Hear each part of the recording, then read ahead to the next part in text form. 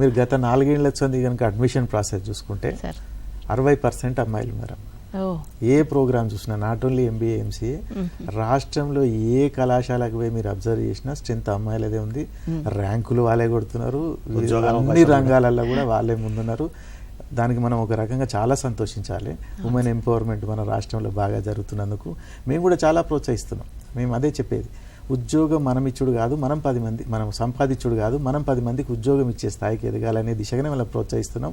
దీంట్లో కూడా 1 or 2% entrepreneurs అయినా సొంతంగా మేము అంకురాస్ లేకుంటే స్టార్టప్స్ పెట్టుకున్నామని ముందుకు వచ్చిన కంట్రీ చాలా అభివృద్ధి చెందుతుంది.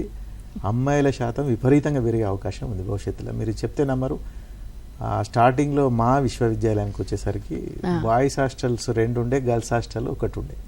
ఇప్పుడు పరిస్థితి ఏంటంటే అమ్మాయిల హాస్టల్ 3 అయినాయి, బాయ్స్ హాస్టల్ 2 అయినాయి. అది ఒక లైవ్ ఎగ్జాంపుల్. అమ్మాయిలు చదువుతలేరు, చాలా ముందుకు పోతున్నారు, అన్ని రంగాలలో డామినేట్ చేస్తున్నారు వాళ్ళు.